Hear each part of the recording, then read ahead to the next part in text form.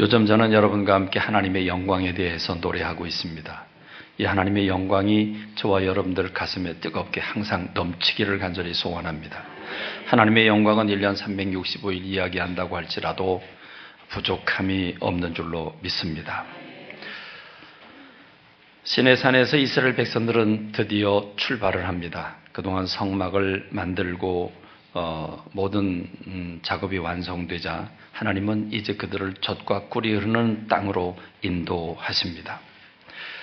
이스라엘 백성들이 430년 동안 종살이 하다가 그 이집트에서 모세의 10가지 재앙과 기적으로 하나님은 그들을 해방시켜 주십니다. 홍해바다를 육지처럼 건너면서 그들을 마침내 시내산에 도착을 하게 되고, 시내산에서 하나님의 이스라엘 백성들을 불러 모으시고 나는 너희들 가운데 함께 있고 싶다. 내가 너희들과 함께 살고 싶다. 너희들을 만나고 싶다. 그래서 하나님은 성막을 건축하게 하십니다. 왜냐하면 거룩하신 하나님을 죄 있는 인생들이 만날 수 없기 때문입니다. 그래서 성막을 건축하고 짐승이 대신 죽어서 그 피를 흘려 우리로 예수 그리스도 하나님을 만나는 길을 열어주게 하셨습니다. 마침내 그 성막이 완성되었고, 그 완성된 성막에 우리 주님이 강림하셨습니다. 주님이 강림하신 것은 아무렇지도 않은 어떤 변화가 아무것도 없었던 것이 아니라 사람들 눈에 표가 나도록, 그 마음과 그리고 눈에 표가 나도록 임하셨습니다. 그것은 바로 구름 기둥과 불 기둥이었습니다. 하나님의 영광이 그들에게 임재하자 거기에는 구름과 불로 가득했습니다.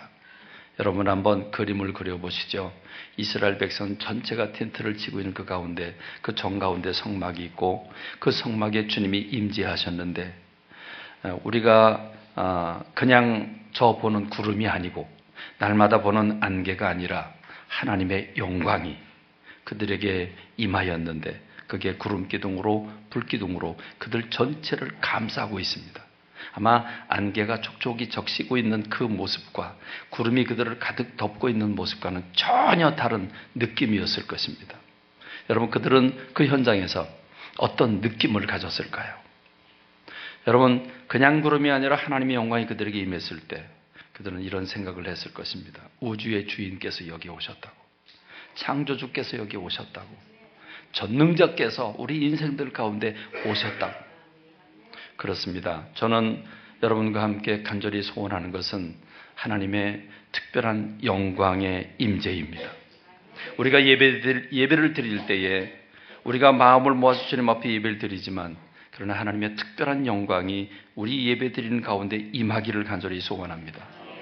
주님이 우리 예배 가운데 임하시면 어떤 모습이 될까? 그때처럼, 이 출애굽 시대처럼 여기에 구름이 가득할까? 또는 불빛으로 가득할까? 또는 예수님이 세례 받으실 때처럼 비둘기들이 가득할까?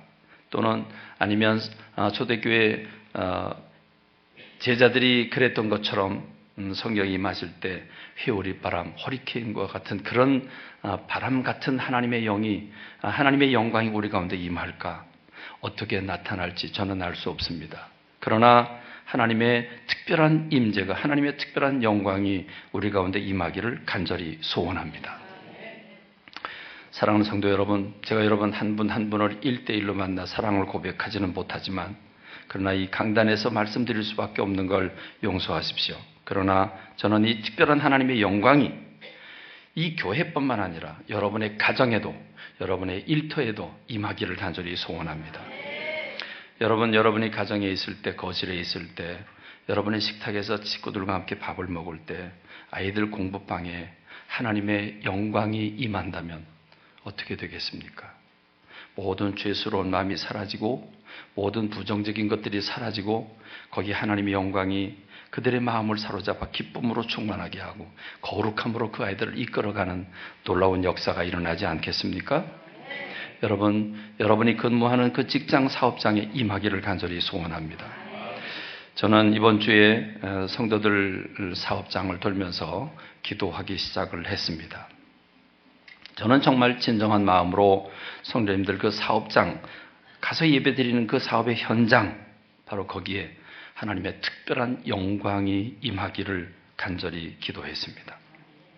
기름때를 묻히면서 자동차 밑바닥에 누워 힘들게 일하는 바로 그 순간, 정말 기계가 맞질 않고 나사가 맞질 않고 힘들어서 쩔쩔매일 때, 여러분 우리 하나님이, 그 하나님의 영광이 그 가운데 임하신다면 여러분 얼마나 기쁨이 넘치겠습니까?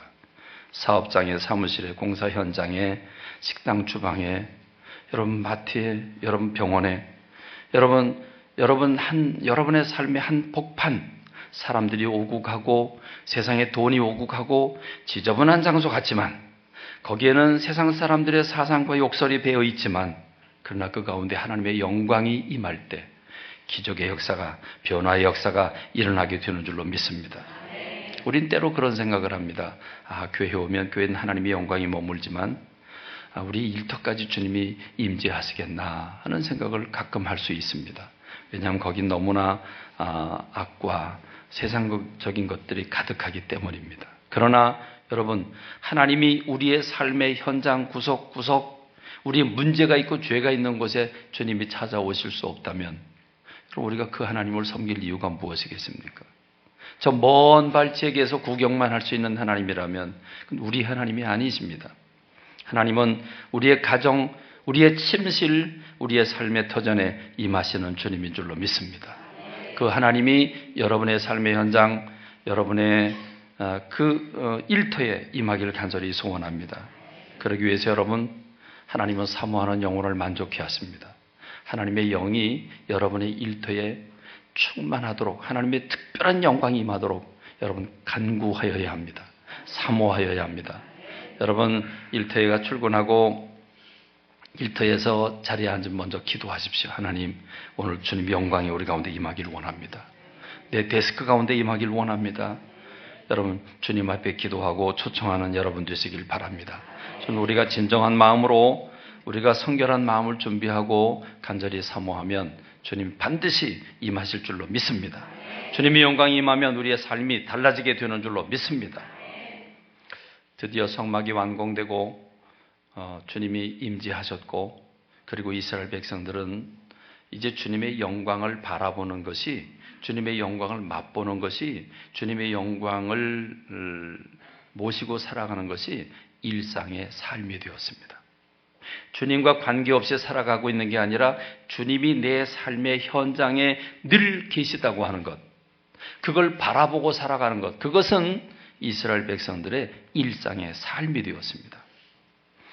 여러분 자고 일어나 기지개를 켜면서 또는 눈에 눈곱을 띄면서 여러분 천막을 열고 나오면 제일 먼저 맞닥뜨리는 것은 하나님의 영광이었습니다.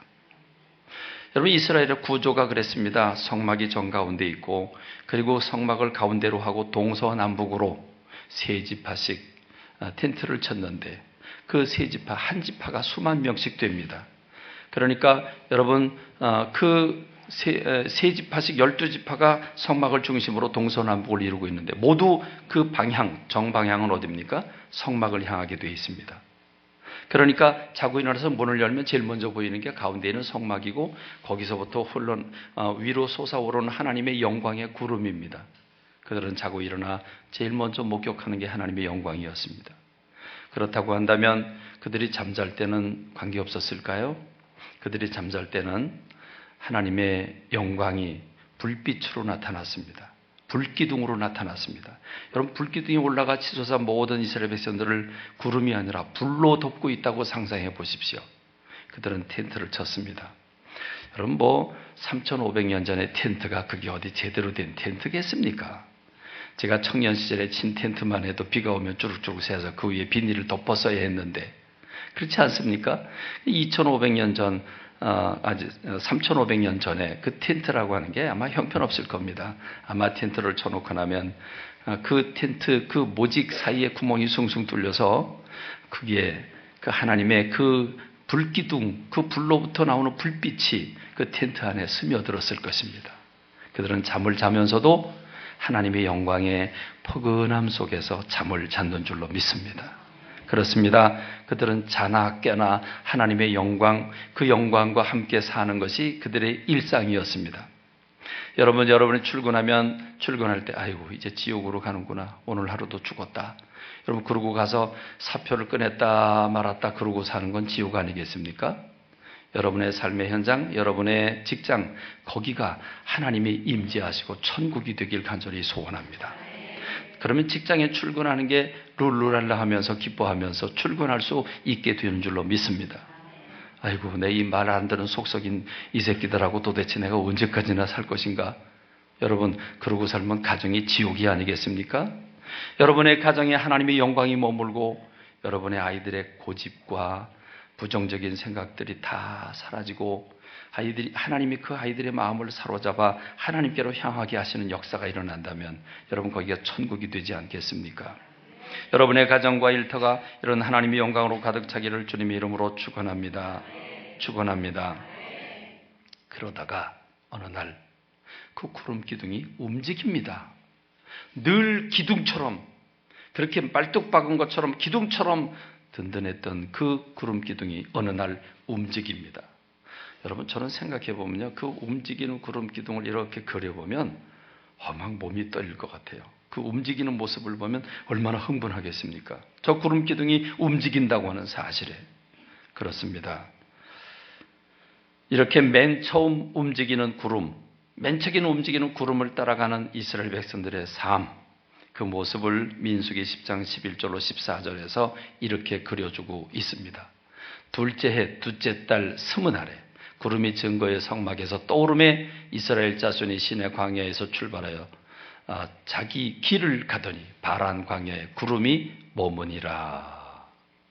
이게 최초의 여정입니다. 이 최초의 여정에 대해서 이렇게 소개하고 있습니다.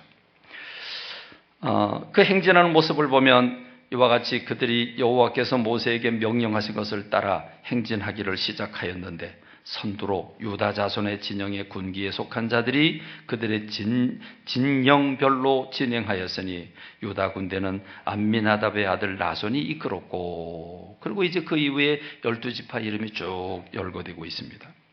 여러분 지금 이스라엘 백성들이 첫 번째 출발을 했습니다. 구름 기둥이 움직이고 드디어 출발을 했는데 어디를 향해서 가는 것입니까? 그렇습니다.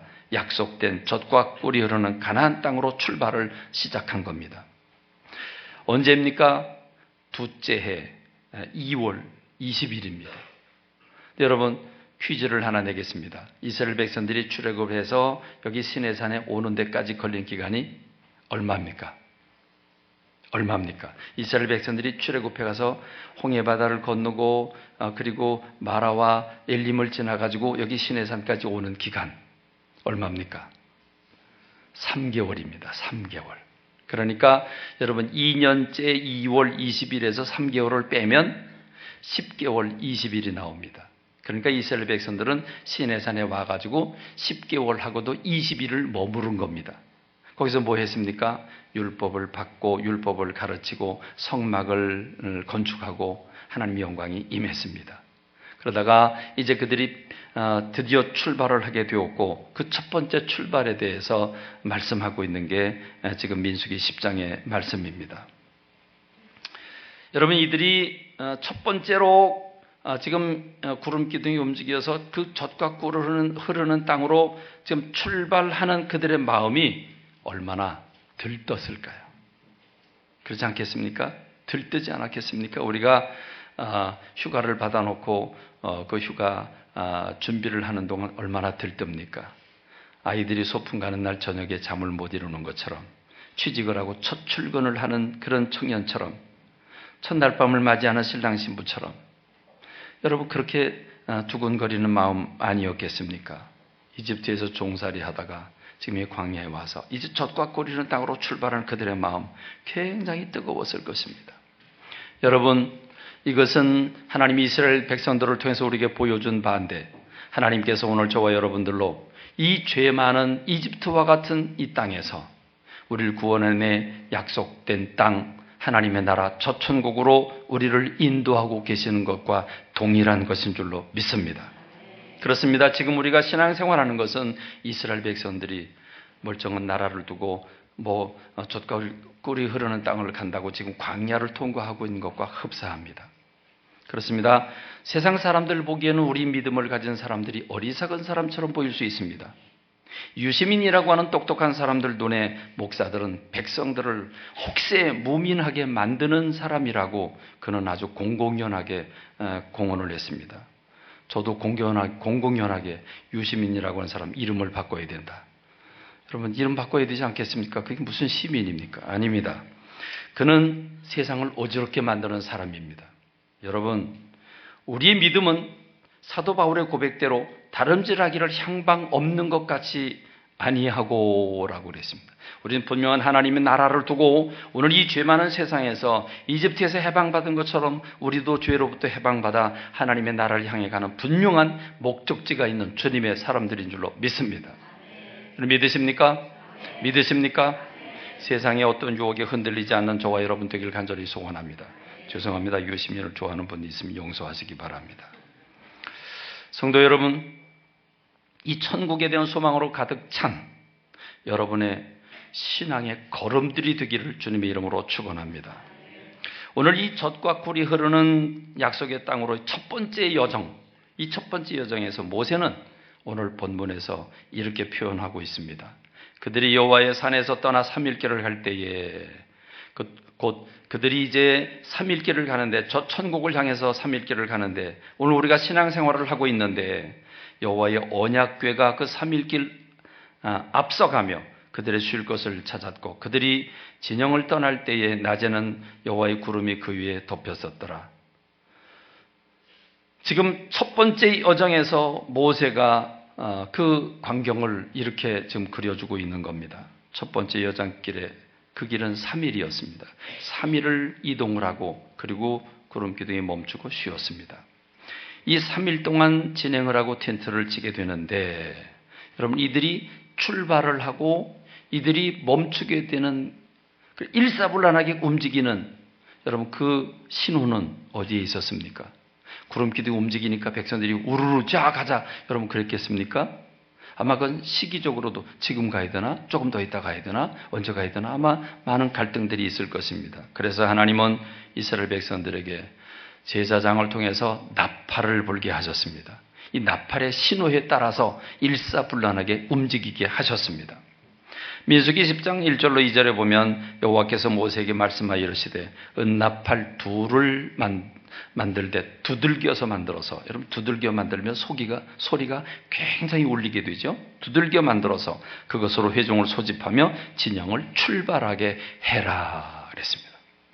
나팔 2개를 불면 이스라엘 백성 전체가, 나팔 1개를 불면 천부장 지도자들이 모세 앞으로 와라 이렇게 명령을 내리게 됩니다. 그리고 그 진에서 너희가 그것을 크게 불 때, 나팔을 크게 불면 그러면 동쪽 진영들이 진행해라. 동쪽의 세 지파가 먼저 출발해라. 그 다음에 두 번째로 크게 불 때는 그때는 남쪽에 있는 세 지파가 출발을 해라. 그리고 떠나려 할 때는 나팔 소리가 크게 불고 그리고 멈출 때는 나팔 소리를 적게 불어라. 이렇게 해서 아론의 제사장들이 그 나팔을 불 때 그 나팔 신호에 따라서 일사불란하게 움직이도록 허락하신 것이 이스라엘 백성들의 여정길이었습니다. 여러분, 제사장은 무엇을 기준으로 나팔을 불었을까요? 제사장은 무엇을 보고 나팔을 불었을까요? 아무 때나 자기의 의지대로 했을까요? 물론 아닙니다. 아니면 회의를 하고 제사장들이 회의를 하고 합의를 본 뒤에 했을까요? 아니면 미리 정탐꾼을 보내서 어느 길이 안전한 길을 확보한 다음에 그 다음에 그들이 나팔을 불었을까요? 역시 아닙니다. 출애굽기 40장 36절로 37절은 그 답을 이렇게 가르쳐 줍니다. 구름이 성막 위에서 떠오를 때에는 이스라엘 자손이 그 모든 행진하는 길에 앞으로 나아갔고 구름이 떠오르지 않을 때에는 떠오르는 날까지 나아가지 않았다라고 그럽니다. 구름이었습니다. 모든 백성들이 구름을 바라보고 움직이는 걸 바라보고 있지만 그럼에도 불구하고 그 정확한 시간은 제사장을 통해서 나팔을 불므로써 일사불란하게 움직이게 했던 것입니다. 제사장들에게 출발과 멈춤의 권한이 있었던 것이 아닙니다. 제사장은 하나님의 신호를 보고서 백성들 전체를 이끌어가기 위해서 나팔을 불었던 것입니다. 그렇습니다. 하나님께서 구름 기둥과 불 기둥으로 그들의 멈춤과 출발을 주관하셨습니다. 절대적인 하나님의 의지, 하나님의 뜻, 하나님의 계획에 따라서 이스라엘 백성들이 멈추고 움직였다는 사실입니다. 오늘 본문은 이것을 좀 더 구체적으로 설명하고 있습니다. 그들이 여호와의 산에서 떠나 3일길을 갈 때에 여호와의 언약궤가 그 3일길을 앞서가며 그들의 쉴 것을 찾았다. 여러분, 분명히 구름 기둥이 그들의 갈 길을 인도했다고 그랬는데 지금 본문은 다르게 말하고 있습니다. 구름 기둥이 아니라 언약궤라고 말하고 있습니다. 언약궤가 앞서갔다. 구름 기둥이 움직이는데 제일 먼저 앞서간 건 뭐냐? 구름 기둥은 저 위에서 멀리 봐서 모든 사람이 다 보이지만 그러나 그럼에도 불구하고 가장 가까이서 가장 확실하게 보고 따라가야 될 게 뭐냐? 언약궤였다고 말합니다. 첫째로 언약궤가 앞서가며 둘째로 언약궤가 그들의 쉴 곳을 찾았다 그랬습니다. 이스라엘 백성들이 가나안 복지를 향해 가는 그 여정의 인도자는 언약궤였습니다. 오늘 저와 여러분들이 이 죄 많은 세상에서 구원받아 해방받은 우리들이 저 천국을 향해서 가는 그 걸음을 인도하는 인도자는 누구입니까? 바로 언약궤인 줄로 믿습니다. 언약궤가 우리들의 길을 인도하고 있습니다. 여호수아서에 보면 이스라엘 백성들이 광야를 다 40년 동안 통과하고 난 다음에 드디어 가나안 복지에 들어가게 되는데 가나안 복지에 들어가서도 들어갈 때 그리고 들어가서도 그들을 인도하고 있는 것은 여전히 언약궤였습니다. 여러분, 이스라엘 백성들은 그러므로 여호수아서 3장 3절에 보면 너희는 레위 사람 제사장들이 너희 하나님 여호와의 언약궤 매는 것을 보거든 너희가 있는 곳을 떠나 그 뒤를 따르라 그랬습니다. 지금 요단강을 건너가기 전에 여호수아가 백성들에게 너희가 제사장들이 언약궤를 매는 것을 보거든 그러면 보따리 챙겨라. 그리고 그 뒤를 따라가라. 이렇게 말씀하고 있습니다. 그러므로 여러분, 이스라엘 백성들은 언제 가지? 어디로 가야 되지? 그거 고민할 필요가 없습니다. 오늘 우리가 이 땅에서 이걸 사야 되나 팔아야 되나 이렇게 해야 되나 저렇게 해야 되나 고민할 필요가 없습니다. 그게 비싸냐 싸냐 할 수 있냐 없냐 관계 없습니다. 주님이 신호를 보냈으면 주님이 주실 줄로 믿습니다. 주님이 신호를 보냈으면 지금은 눈앞이 보이지 않을지라도 하나님이 그 길을 인도하시기 때문에 가라고 하는 줄로 믿습니다. 사람 눈에 보기에는 형통하고 사람 눈에 보기에는 될 것 같아도 하나님이 멈춰라 그러면 멈춰야 되는 줄로 믿습니다. 우리의 문제는 내가 하려고 결정할 때 갈등이 생깁니다.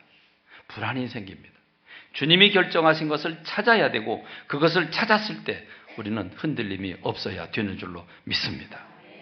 그런데 하나님은 이스라엘 백성들에게 언약궤를 보고 따라가라 그러는데 한 가지 이상한 조건을 붙입니다. 그 조건은 뭡니까? 3장 3절에서 너는 제사장들이 언약궤를 매는 걸 보면 따라가라 그래놓고 4절에서 그러나 너희와 그 사이 거리가 2000규빗쯤 되게 해라 그랬습니다. 그것에 가까이 하지는 마라. 그리하면 너희가 행할 길을 알리니 너희가 이전에 이 길을 지나보지 못하였음이니라. 하나님은 제사장들이 법궤를 매는 걸 보면 따라가되 바짝 따라가지는 마라. 거리를 두고 따라가라. 그 거리는 2000규빗이다. 1규빗이, 한 규빗이 요 손톱 끝에서부터 팔꿈치까지니까 약 45cm 내지 50cm를 한 규빗이라고 말합니다. 그러니까 2000규빗은 곱하게 되면 900m 내지 1km가 됩니다. 여러분, 자동차를 타고 매달가 이렇게 돌아가죠? 한번 계산해 보세요. 1km면 어느 정도 되겠는가? 평지에서, 저 지평선 같은 평지에서 여러분 1km 지점이라고 한다면 어떻게 법궤가 보이겠나? 제사장들이 4명이 법궤를 메었고 그리고 그 법궤를 바라보면 어떻게 보일까? 가장 크고 확실하게 보이는 건 법궤입니다. 4명의 사람들이 확실하게 보이는 게 아니라 어깨에 맨 그 높이 들린 법궤가 가장 먼저 그들에게 보였을 것입니다. 여러분, 법궤란 무엇입니까? 이 법궤라는 말은 다른 말로도 많이 불립니다. 법궤, 증거궤 또는 언약궤 이렇게 부릅니다. 법궤란 법을 담은 상자, 증거궤는 증거가 있는 상자, 언약궤란 약속을 담은 상자라는 뜻을 가지고 있죠. 곧 하나님의 약속, 하나님의 말씀이 담겨 있는 상자입니다. 그러므로 여러분, 우리의 삶의 기준은 하나님의 말씀이 되는 줄로 믿습니다. 하나님의 말씀이 우리의 기준인 줄로 믿습니다. 하나님의 말씀은 제사장들의 어깨 위에 올려져 있었습니다. 하나님의 말씀은 하나님의 종들을 통해서 선포되었습니다. 그래서 하나님은 이스라엘 백성들과 법궤의 거리를 2000규빗 뛰게 하셨는데, 그 1km라고 하는 거리는 상당히 멀다면 멀고 가깝다면 가까운데, 여러분 왜 1km를 떼게 하셨을까? 유명한 바클레이라고 하는 성서학자는 이 2000규빗에 대한 해석을 이렇게 내렸습니다. 그들은 이렇게 해서 하나님의 임재에 대한 경외와 존경을 표시하고 친밀한 관계 때문에 경거망동이 생겨나지 않도록 했다. 제가 이 해석을 읽으면서 일리가 있다 생각을 했습니다. 2000규빗, 여러분 우리가 너무 거룩하고 어마어마한 사람들은 거리를 둡니다. 바짝 달라붙지 않습니다. 여러분 바짝 달라붙는데 어떻게 됩니까? 너무 친밀하게 되면 그 치부가 다 보이게 됩니다. 너무 친밀하게 되면 그래서 사람을 업수 여기게 됩니다. 그래서 경거망동하게 됩니다. 그 말이 옳다. 그렇습니다. 우린 귀한 것들은 멀리서 바라보아야 합니다. 그렇습니다. 자칫 잘못하면 성도들은 법궤를 바라보아야 되는데 법궤보다는 법궤를 맨 제사장들을 자꾸 바라보려고 하는 경향이 있습니다. 그래서 실망도 하고 시험도 듭니다. 여러분, 하나님은 법궤, 하나님의 말씀을 바라보라고 했지 그 법궤를 맨 제사장들에게 초점을 모으라고 말씀하지 않으신 겁니다. 그래서 멀리서 보면 여러분 1km 정도 떨어지면 법궤라고 한 상자는 확실하게 보이지만 제사장의 얼굴, 제사장의 입은 옷, 제사장의 신발, 그 신발에 묻은 먼지, 얼굴에 묻은 티, 이런 것들은 전혀 보이지 않았을 것입니다. 그렇습니다.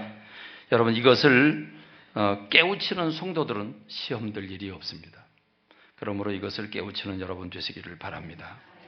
여러분 이 관계에 대해서 또 한 번 반복되는 사건이 나타나게 되는데 바로 요단강을 건너가서 여리고성을 정복할 때 또 똑같은 말씀이 나옵니다. 자, 이 여리고성을 정복해야 되는데 그 여리고성은 철벽입니다. 철벽 여리고성을 정복할 때 하나님은 여호수아에게 그 철벽 여리고성을 정복하는 요령을 가르쳐 줍니다. 그 요령이 이겁니다. 여호수아서 6장 1절로 3절에 보면 이스라엘 자손들로 말미암아 여리고는 굳게 닫혔고 출입하는 자가 없더라. 자, 이제 상황은 이제 여리고성에 있는 사람들이 자기네가 망할 이제 공격을 받고 있기 때문에 굳게 닫았죠. 무장하고 있습니다. 이 무장하고 있는 이 성을 공격하는데 여호와께서 여호수아에게 이르시되 보라, 내가 여리고와 그 왕과 용사들을 내 손에 넘겨주었으니 너희 모든 군사는 그 성을 둘러 성 주위를 매일 한 번씩 돌되 엿새 동안을 그리하라. 하나님의 전략은 그 무장하고 있는 성 주위를 한 바퀴씩 도는 거였습니다. 6일 동안 한 바퀴를 돌고 마지막 일주일째 가서는 제사장 7은 그 7 양각 나팔을 잡고 언약궤 앞에 나아갈 것이요, 그 제사장들은 성을 7째 날에는 그 성을 7번 돌며 제사장들은 나팔을 불 것이며 제사장들이 양각 나팔을 길게 불어 그 나팔 소리가 너에게 들릴 때에는 백성은 다 큰 소리로 외쳐 부를 것이라. 그리하면 그 성벽이 무너져 내리니 백성은 각기 앞으로 올라갈지라 했습니다. 자, 여러분 이상한 싸움이죠. 싸움은 창으로 칼로 나가서 싸워야 되는데 성을 무너뜨려야 되는데 무너뜨릴 생각은 안 하고 지금 뭐 하라는 겁니까? 말씀으로 똘똘 뭉치라는 겁니다. 언약궤가 앞서가고 언약궤를 바라보면서 이스라엘 백성들이 하루에 한 바퀴씩 돌면서 말씀으로 포위하라는 것입니다. 말씀 중심이 되라는 것입니다. 그리고 마지막 날에는 7번을 돕니다. 법궤를 앞세우고 7번씩 돌으라. 완전수입니다. 완전한 하나님의 말씀으로 그 성을 포위하라는 것입니다. 우리는 육적인 무기로 포위할 사람이 아니라 우리는 하나님의 말씀으로 세상을 정복해 나가야 되는 줄로 믿습니다. 단 이때 주의할 게 있습니다.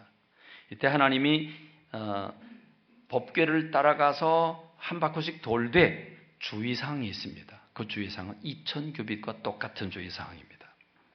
여호수아서 6장 10절에 보니까 여호수아가 백성에게 명령하여 이르되 너희는 하루에 한 바퀴씩 돌지만 돌 때 어떻게 도냐 하면 외치지 말고 너희 음성을 들리게 하지 말고 너희 입에서 아무 말도 내지 말라.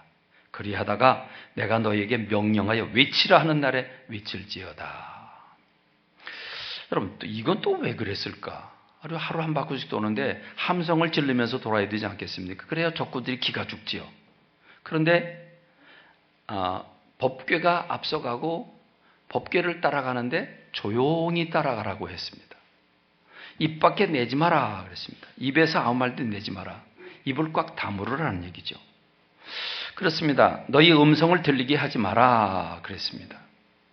여러분, 이것은 2000규빗을 떼라고 하는 것과 똑같은 맥락이라고 여겨집니다. 그들은 이렇게 해서 하나님의 임재에 대한 경외와 존경을 표시하고 친밀한 관계 때문에 경거망동이 생기지 않도록 하기 위해서다. 그렇습니다. 조용히 입을 다물고 도우려고 했을까? 여러분, 우리가 입을 열어서 음성이 나오면 그 음성에 우리는 반응하게 되어 있습니다. 그 말이 부정적인 말이든 그 말이 긍정적인 말이든 그 말이 사람들의 말에 영향을 주도록 되어 있습니다. 어떤 말도 하지 말라는 겁니다. 오직 뭐만 살아나게 해라. 하나님의 말씀만 외쳐지게 해라. 하나님의 말씀만 선언되게 해라.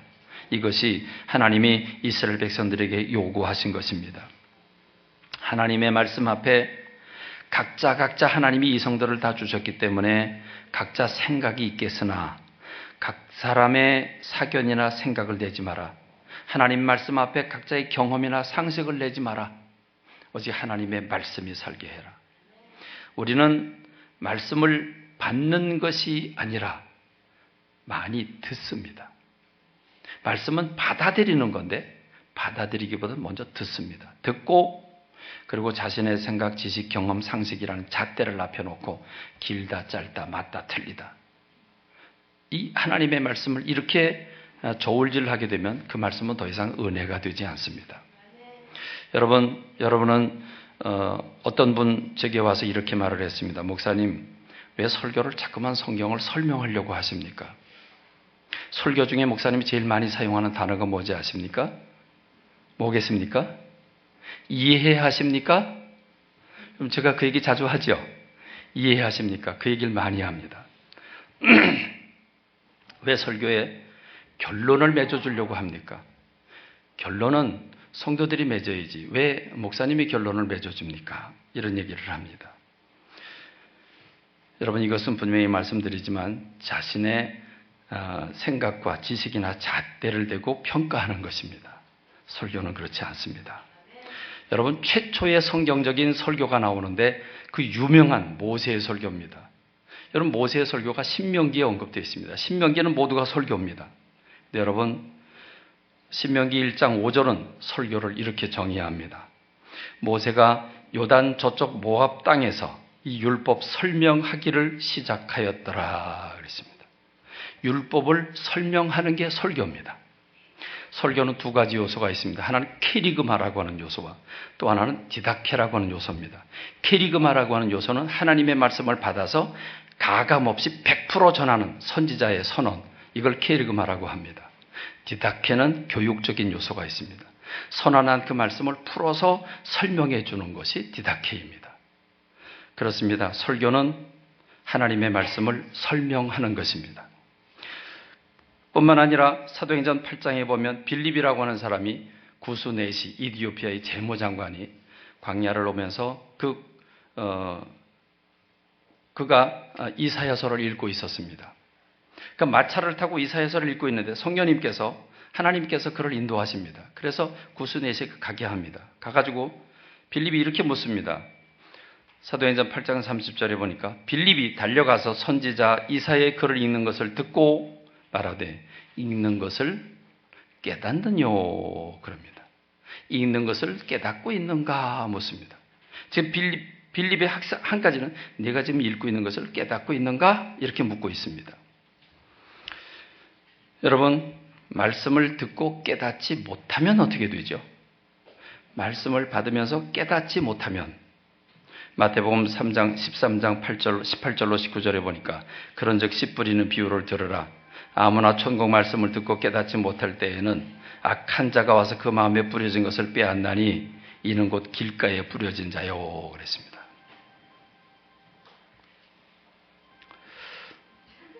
빨리 해결해요. 빨리 열었다 닫든지 해서요. 얼른. 이거 들고 나갈 게 아니라 얼른 열었다 닫아요.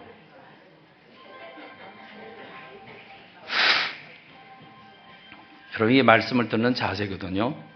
하나님의 말씀보다 더 급한 말씀 없습니다. 그렇지 않습니까? 아들이 일본에서 전화를 하든지 저 러시아에서 하든지 하나님 말씀보다 더 급한 거 없습니다. 그러므로 여러분 예배 시간에는 다 꺼야 돼요. 꺼야 됩니다. 근데 이제 어느 날 벨이 울려서 빨리 끄라고 그랬더니 목사 주머니에서 울리고 있었어요. 그래요. 그런즉 씨 뿌리는 자의 비유를 들으라. 아무나 천국 말씀을 듣고 깨닫지 못할 때에는 악한 자가 와서 그 말씀에 뿌려진 것을 빼앗나니. 여러분, 길바닥 같은 마음, 딱딱한 마음으로 하나님 말씀 받으면 그 말씀을 깨닫지 못해요. 깨닫지 못하면 마귀가 와서 그 말씀을 쪼아가요. 그러니까 깨닫지 못하면 죽는 거예요. 깨닫지 못하면 마귀 밥이 되는 거예요. 깨달아야 되는 거예요. 여러분, 말씀을 듣고 깨달을 때 30배, 60배, 100배 결실이 일어나게 되는데 여러분 옥토가 돼야 합니다. 그래서 옥토가 돼야 되는데 옥토는 어떤 겁니까? 마음밭이 옥토가 돼야 되는데 옥토란 어떤 마음밭입니까? 좋은 땅, 뭐 좋은 마음. 그렇죠. 좋은 마음이지. 여러분 마태복음 13장 23절에 보니까 좋은 땅에 뿌려졌다는 것은 말씀을 듣고 깨닫는 자니, 말씀을 듣고 깨닫는 자니 결실하여 어떤 것을 100배, 60배, 30배 결실을 얻는다. 깨달으면 깨닫는 만큼 움직입니다. 못 깨달으면 마귀가 빼앗아갑니다. 그러니까 목사가 말씀을 전하면서 깨닫고 있는지 깨닫고 있지 않는지 여러분 이걸 확인하고 싶은 겁니다. 이해하십니까? 깨닫고 있습니까? 이건 정상적인 겁니다. 여러분 죄송한데요. 저는 점쟁이는 아닙니다. 그런데요. 설교할 때 여러분들을 이렇게 뵈면요. 여러분들이 저를 보고 있고 듣고 있어요. 근데 얼마큼 듣고 있는지 듣고 있지 않는지 딴 생각하면 다 보입니다. 이 보여요. 이 보이니까 어떻게 해요? 답답하잖아요. 말씀을 전하는데 지금 깨닫지 못하고 있거나 딴 생각하고 있어요. 좀 확인하는 겁니다. 이해하고 계시느냐고. 깨닫고 있느냐고. 여러분 이것은 목회자의 간절한 마음이고 말씀이 깨달아야 열매가 맺어지기 때문에 묻고 있는 겁니다. 그렇습니다. 말씀은 반드시 결론이 있어야 합니다. 결론은 성도들은 이 결론을 맺어줘서 딴 생각을 하지 못하도록 해야 합니다. 결론은 각자 맺는 게 아닙니다. 결론은 주어지는 것입니다. 성도들이 선택하는 게 아닙니다. 받아들여서 실천하는 게 말씀입니다. 그렇습니다. 여러분 설교는 평하는 것이 아닙니다. 설교는 논하는 것이 아닙니다. 설교는 좋다고 느낌만 가져서는 안 됩니다. 왜냐하면 설교는 어떤 내용이 좋은지 나쁜지 주장하는 논문이 아닙니다. 논문이라면 그게 바른 논리를 가졌는가, 증거는 맞는가, 틀린가 이건 따져봐야 합니다. 이건 논문입니다. 논문은 따져봐야 합니다. 여러분 정치가는 나를 지지해달라고 호소합니다. 여러분 설교는 호소가 아닙니다. 이 말씀을 제발 좀 들어주십시오라고 호소하는 게 아닙니다. 캐리그마, 선포가 있고 그 말씀을 깨달아 알기 위해서 설명을 해줌으로써 그 말씀을 받아들이게 하는 것이 설교입니다. 호소문이 아닙니다. 설교는 듣고 그냥 잊어버리고 말면 되는 영화 감상이 아닙니다. 설교는 듣고 받고 실천해야 되는, 따라야 되는 말씀입니다.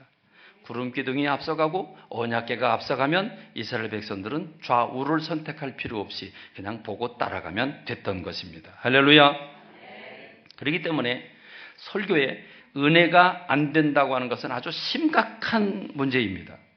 여러분 은혜가 안 된다, 설교가 안 들어온다. 이건 큰일 난 겁니다. 이거보다 더 큰일 난 거 없습니다.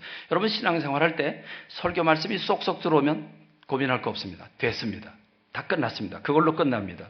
그런데 설교 말씀이 안 들어오면 그건 이제 큰일 나는 겁니다. 설교 말씀이 재미없으면 큰일 나는 겁니다.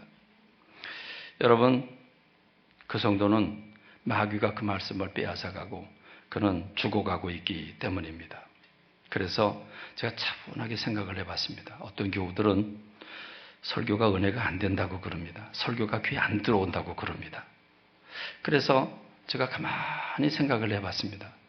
설교란 무엇일까? 설교란 성도들에게 영적인 양식입니다. 근데 양식이라고 하는 차원에서 밥을 생각해 봤습니다. 밥. 그럼 여러분, 밥을 먹을 때 밥에 맛이 없을 때는 언제입니까? 밥맛이 없을 때. 첫째는 밥하는 주부가 밥을 맛없게 하면 밥맛이 없어요. 저는 진밥을 아주 싫어합니다. 근데 이진주가 가끔 진밥을 만듭니다. 솔직히 말해서 진밥을 좀 인격적으로 내가 모독하면 안 되니까 좀 질다고 가끔은 얘기를 합니다. 근데 항상 얘기하진 않습니다. 근데 먹긴 먹는데 억지로 먹어요. 그래서 설교가 안 되는 날은 우리 목회자들끼리 얘기합니다. 아유, 오늘 설교 죽 썼다고. 죽 썼다고. 그래서 설교자도 설교 잘 못할 때 있어요. 잘못할 때 있어요. 잘못 전할 때 있어요. 제가 말할 한마디도 틀림이 없다. 그러면 그건 이단이고 그건 잘못된 사람이죠. 그래요. 죽 쓸 때도 있어요. 그런가 하면 된밥을 넘어서서 꼬두밥을 만들어줄 때가 있어요. 그럼요, 소화가 안 돼요. 속에서 부글부글하고 소화가 안 돼요. 목회자들도 그럽니다. 아유, 오늘은 꼬두밥을 만드는 것 같아. 너무 어렵게 설교를 해가지고 교인들이 못 알아들어요. 소화가 안 돼요. 그 꼬두밥이에요. 근데 여러분, 밥을 잘했어요. 밥은 잘했는데 또 주부들이 반찬을 만들어야 돼요. 맨날 냉장고에 넣었던 거 그대로 빼가지고 데우지도 않고 차가운 거 그냥 주면요, 아유, 이 마누라는 도대체 뭐야 이거, 이래요. 여러분, 설교 재탕하는 거 싫죠? 설교 재탕하는 거 싫죠? 반찬도 제발 재탕하지 마세요. 똑같아요. 그래서 여러분, 반찬이 좋아야 되는데 밥을 딱 집어넣고 젓가락을 딱 들고 뭘 먹을까 그러고 헤매고 있어요. 그러면 주부들이 깨달아야 돼요. 아, 이게 먹을 게 없구나, 이게. 이러면 안 되는 거예요. 그렇죠? 그러니까 틀림없어요. 그러니까 설교를 잘해야 돼요. 설교를 중심으로 해야 되고 바로 깨닫고 해야 되고 바로 전해야 돼요. 그러니까 첫째는 밥맛이 있으려면 주부가 밥을 잘해야 되고 반찬을 잘 만들어야 돼요. 분명히 주부들에 따라서 똑같은 메뉴, 똑같은 양념을 넣는데 맛이 있는 집이 있고 맛이 없는 집이 있어요. 그렇죠? 분명히 있어요. 그러니까 맛있게 만들어야 돼요. 그거는 설교자의 책임이에요. 자, 제가 잘했다 못했다 이 얘기를 하려고 하는 게 아니라 첫 번째는 설교자에게 책임이 있다. 근데 두 번째, 밥은 잘 만들었어. 맛있게 만들었어. 맛있게 만들었는데 맛있음에도 불구하고 맛없다고 불평할 수 있어요. 있어요, 없어요? 있어요. 그럼 언제 그러죠? 언제 밥맛이 없죠? 언제 밥맛이 없어요? 두 가지예요. 하나는 병들었을 때. 희한해요. 감기라도 걸리면요, 이사 밥맛이 뚝 떨어져요. 희한해요. 밥맛이 떨어져요. 그러면요, 다 뭐라는 줄 알아요? 엄마 왜 이렇게 밥 맛없게 했어? 지가 병 걸린 거 생각 안 하고. 그렇죠? 이게 거의 대부분이에요. 설교가 눈에 안 들어오면, 말씀이 안 들어오면 내가 뭐 고장났나 보다. 이렇게 생각을 해야 돼요. 목회자가 잘하고 못하고는 그건 하나님께 맡길 부분이고, 성도들은 안 들리면 내가 문제가 있나 보다. 이렇게 생각을 해요. 근데 그렇게 생각 안 해요. 오늘 목사님 설교 왜 저렇게 하지? 내가 색안경 쓴 건 생각 안 하죠. 내가 병 걸렸다는 건 생각 안 해요. 자, 또 하나 문제가 있어요. 병에 걸렸을 때고, 두 번째는 언제 밥맛이 없죠? 언제 밥맛이 없죠? 밥맛이 없을 때 언제예요? 다른 데 가서 뭘 주워 먹었을 때, 간식을 먹었을 때. 그렇죠? 간식을 배불리 먹으면 밥 시간 말고 아무 때나 가서 주는 거 척척 받아 먹어가지고 배불리 먹으면 저녁에 밥 먹으라 그러면 나 밥 먹기 싫어요. 안 먹을래요. 이래요. 엄마랑 기껏 정성껏 만들어 놨는데 어디 가서 뭘 주워 먹고 와가지고는 밥 먹기 싫다고. 그래요, 안 그래요? 여러분, 지금요, 성도들이 너무 바깥에서 너무 많이 주워 먹어요. 인터넷에 이 교수 저 교수 또는 방송에 나오는 수많은 목사님들, 수많은 책들이 널려져 있기 때문에 그거 읽고요, 자기 것으로 삼아요. 배불러서 이미. 그게 여러분, 솔직히 말씀드립시다. 외식하는 밥이 안전해요? 집밥이 안전해요? 집밥은 살도 안 찌고요, 집밥은 안전해요. 외식하면 다 가공된 식품 들어가 있고요, 그렇죠? 아지노모도 많이 넣고요, 거기 온갖 가공식품 다 들어가 있어요. 그거 좋은 거 아니에요. 좋은 거 아니에요. 그렇기 때문에 여러분, 입맛은 있을지 몰라도 그저 밥맛이 그냥 맨날 똑같은 거 주는 것 같아도 집밥이 안전한 겁니다. 그래서 여러분, 언제 밥맛이 있죠? 정말 밥이 맛있을 때, 꿀맛일 때는 언제죠? 배고플 때. 속을 비워놔야 돼요. 여러분, 제가 당뇨가 있는 걸 다 아시는데, 그래서 탄수화물 때문에 늘 걱정을 해요. 근데 의사가 이렇게 얘기를 해요. 아무것도 염려하지 말고 그냥 점심때가 되고 저녁때가 되면 탄수화물이 뭐니 생각하지 말고 배불리 먹으래요. 괜찮대, 배불리 먹으래요. 단 간식만 먹지 말래요. 간식은요, 질병의 1호의 원인입니다. 간식이. 그렇기 때문에 여러분, 배가 고파야 돼요. 갈망이 있어야 돼요. 순수해야 돼요. 저는 여러분에게 부탁드려요. 다른 데 가서 주워 먹으려고 하지 마세요. 강단에서 흘러나오는 말씀으로 만족하는 여러분 되시기를 바랍니다. 그래요. 그러다가 잘못하면 영양실조도 걸릴 수도 있겠죠. 근데 여러분, 전 이렇게 생각을 합니다. 학자가요, 논문을 써놓고, 이 논문은 이거 내용이 틀렸어. 그럼 제대로 된 학자 아닙니다. 상인이 물건을 만들어 놓고, 내 물건은 이건 문제가 많아. 이거 먹으면 안 돼. 그럼 그건 나쁜 놈입니다. 그렇죠?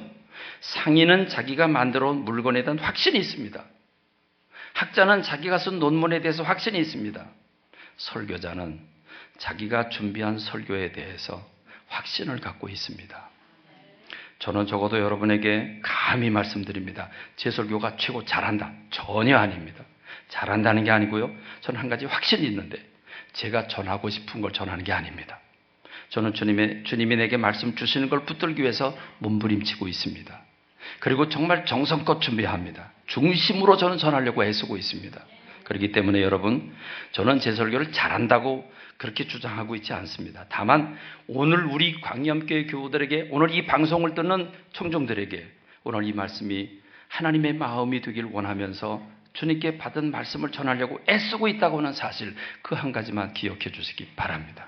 여러분, 배고픈 마음으로 갈망하고 순수하고 깨끗한 마음으로 말씀을 받으면 그 말씀이 여러분에게 쉴 곳을 찾아주고 평강을 찾아주고 승리를 찾아주는 줄로 믿습니다. 말씀을 통해서 승리하는 역사가 여러분 가운데 일어나길 주님의 이름으로 축원합니다.